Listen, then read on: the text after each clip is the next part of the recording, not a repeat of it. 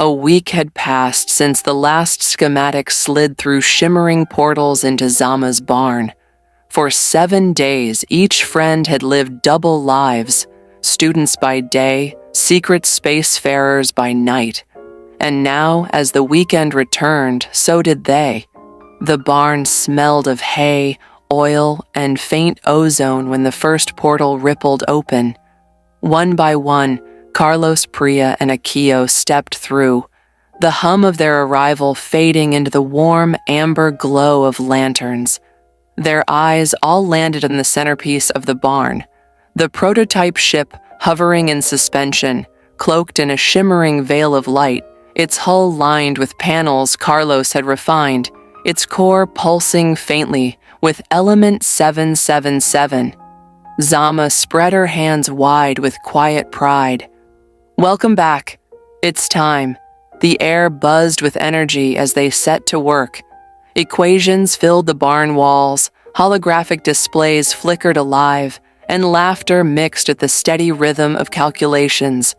They poured themselves into the ship, Carlos adjusting fusion drive harmonics, Priya fine-tuning her cloaking algorithms, Akio correcting orbital paths, Zama reinforcing the stabilizer with violet crystal threads of element 777. That first weekend blurred into sweat, chatter, and breakthroughs. By Sunday evening, they had tested the simulation once more, watching their vessel glide through asteroid shadows.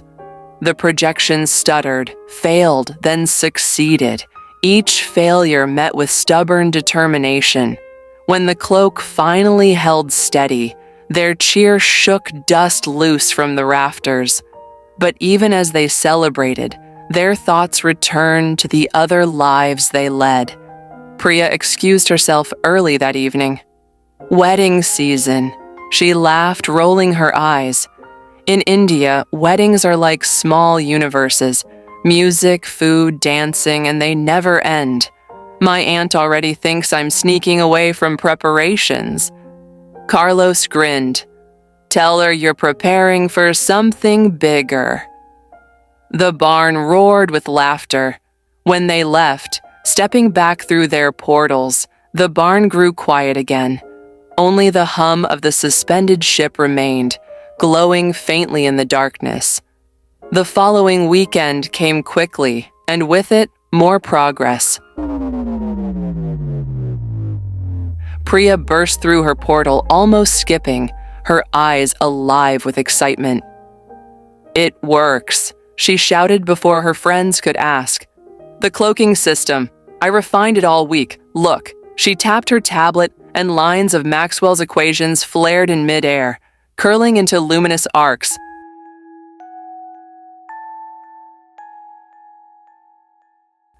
Carlos and Akio gasped in unison. "You've cloaked it," Akio whispered, his voice tinged with awe. Zama shook her head in wonder. "In a barn, Priya. You just cloaked a spaceship in a barn." Their laughter carried out into the fields, startling a chicken into a flutter of feathers, but their triumphs came at a cost. Carlos's mother had begun knocking more insistently during the afternoons in Brazil. "Mijo," she said softly one day, "why don't you come sit with us in the garden?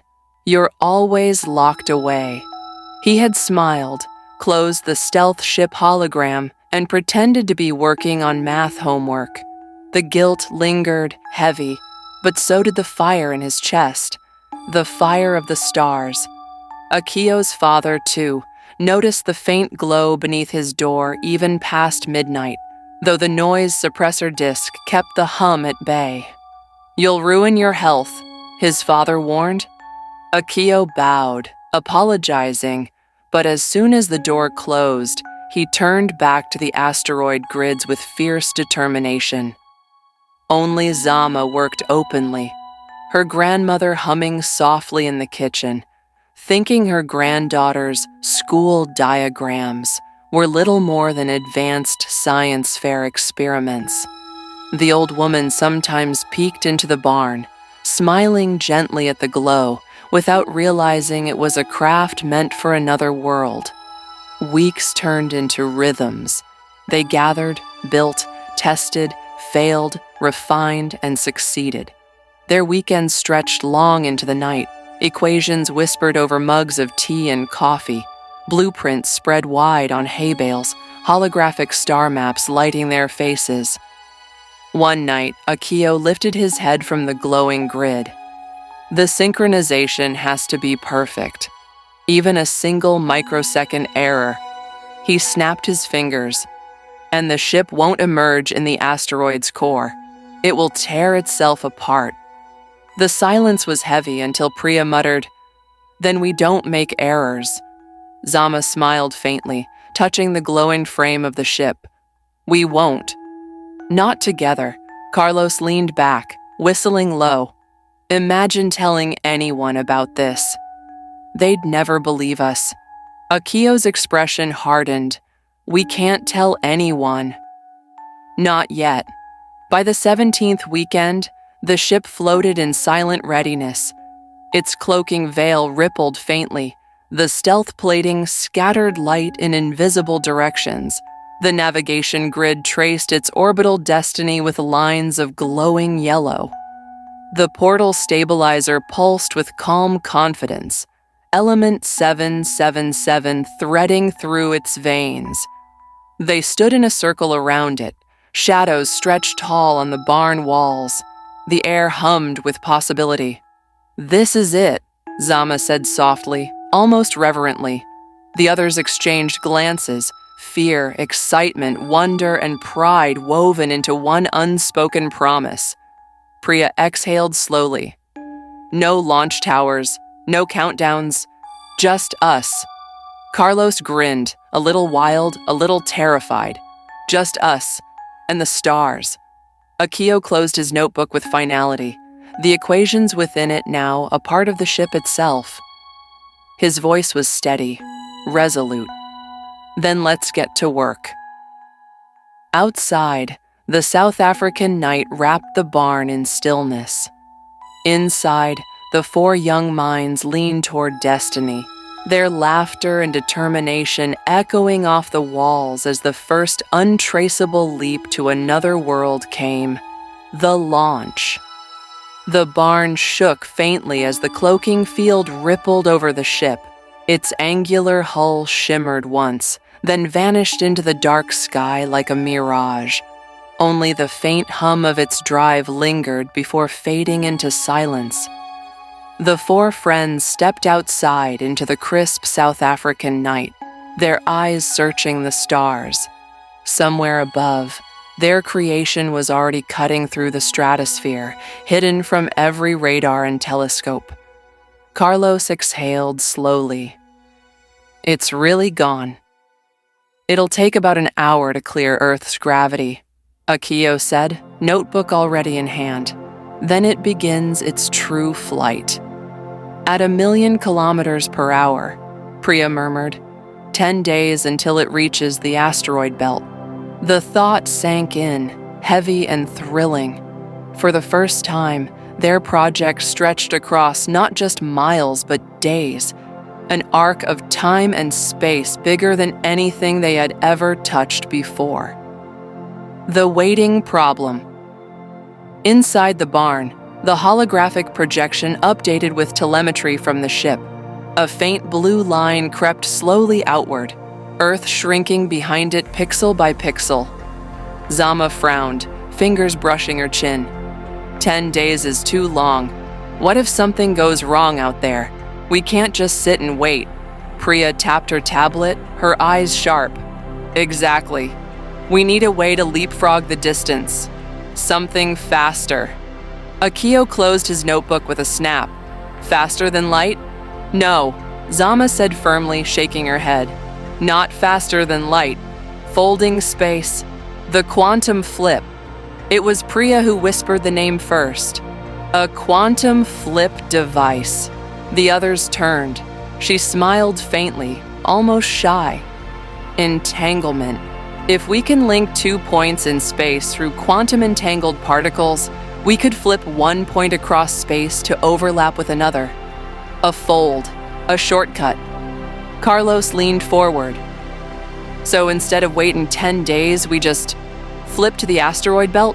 Not exactly, Akio corrected. Quantum flips aren't infinite.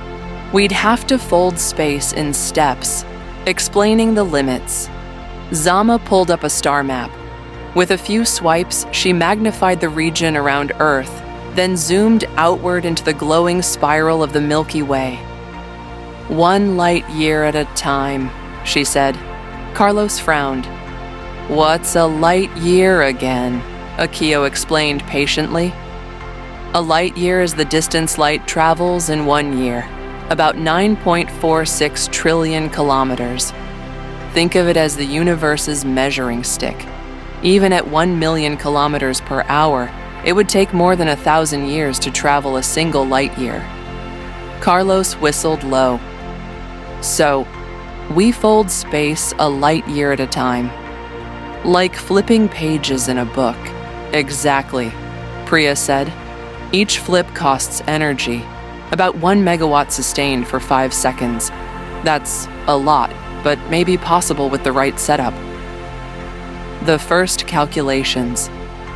They crowded around Akio's holographic grid as he began sketching trajectories. We'll need to search for stable points, planets, asteroids, or gravitational nodes within 1 light year along the direction of Orenda. Priya added, and each fold has to mirror perfectly. The exit point has to align with the portal on the asteroid. If it doesn't, she drew her finger across her throat. Silence fell until Zama said softly, then we make sure it does. The work begins.